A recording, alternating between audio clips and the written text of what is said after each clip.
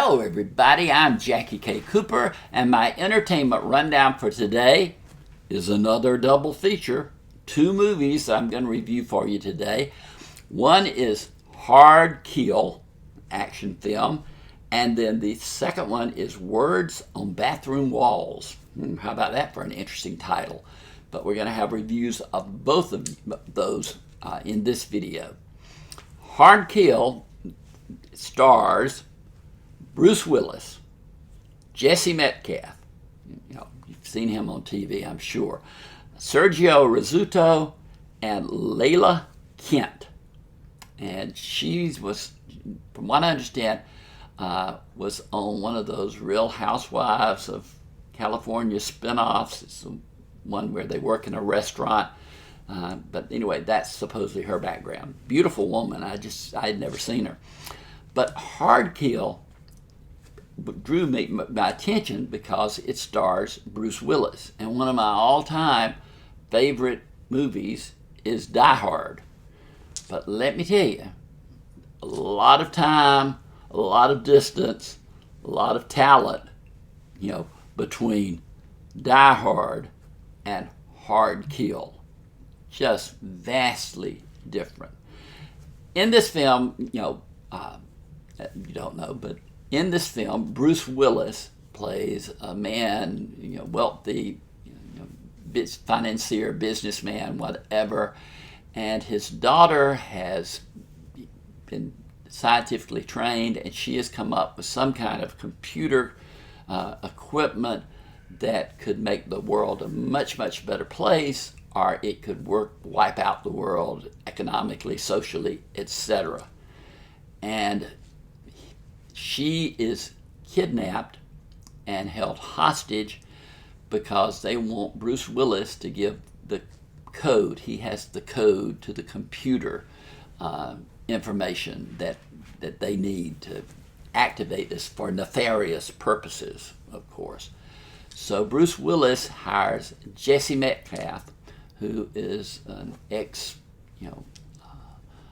soldier. He's kind of a soldier of fortune, the combination of careers, and he has three guys and a woman who work with him, and so Bruce Willis wants to hire them to offer him protection, and then later to try to get his daughter back. And all this, negotiations are to try to get the daughter back and try to seize Bruce Willis takes place and looks like an old abandoned mill. I mean, it's just building after building after building, and that's where all of the movie takes place. But it's just so bad in every aspect. This is the type of movie where Jesse Metcalfe and his three or four, however many people that he's got, goes up against the bad guy, the pardoner, they call him, who's played by Sergio Rizzuto. He has like 30 or 40 guys, but they break into like groups of three. So then the battle, in that huge outnumber. Why they break into groups of three, I don't know.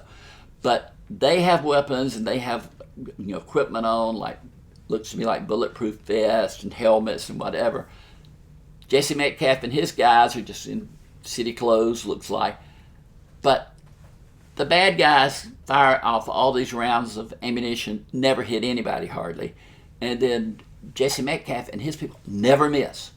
I mean, if they fire a bullet, it's going to find a target. It's that ridiculous. And then you have Bruce Willis. Why he agreed to this role, I don't know. He should have plenty of money from all of his other films. The man has shown true talent in the past. He's witty. His TV series with Sybil Shepherd, Moonlighting, was one of my all-time favorite shows. It was just humorous and dramatic and action-packed. It was great. But now he has reduced himself to taking roles like this where he looks like he's just too tired to even stand up. Most of the time, he's sitting down when his scenes are. There are no action scenes like Die Hard where he races through the building to, try to come up with, saving people or whatever. He is a passive bystander. And that really just doesn't cause the movie to draw your attention. It's rated R because it's got profanity, it's got violence, but nothing that you haven't heard or seen before. And the violence, like I said, it becomes almost cartoonish with the way that the bad guys always get hit and the good guys never do. I scored it 3 out of 10. I was just really disappointed. Bruce Willis, come on. He should be able to bring something into a role. And if he's going to put his name on a movie, then why couldn't it be better than this? I was just really, really angry by the time the movie was over with because it doesn't deliver any more than it does. But it's Hard Kill, rated R for profanity and violence, gets a score of 3 out of 10 from me. So let's move on quickly to Words on Bathroom Walls. This one is a movie that stars Charlie Plummer. And Charlie Plummer is one of the rising young actors in Hollywood today. He's super talented. He can really create a character.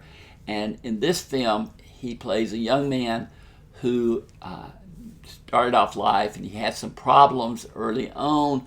And then as he got more into his teen years, there were more issues, physical issues and emotional issues. And finally, in his senior year in high school, right before it, he is diagnosed as schizophrenic. And there's an incident at his high school, and he's virtually expelled, but he does end up getting accepted at a Catholic private school where he can finish out his senior year. One thing that he wants to do more than anything is go to culinary school. He finds that when he's cooking, when he's preparing foods, it calms him down. But in his worst moments, he hears voices, he sees people who aren't there, he sees calamitous things that happen that aren't real. So it's a real hardship, for him to maintain his sanity. But he gets transferred to this school. He gets a new type of medicine that they hope can calm down, the behavioral aspects of schizophrenia. And he goes into the school, and one of the first persons that he meets is another senior by the name of Maya. She is played by Taylor Russell.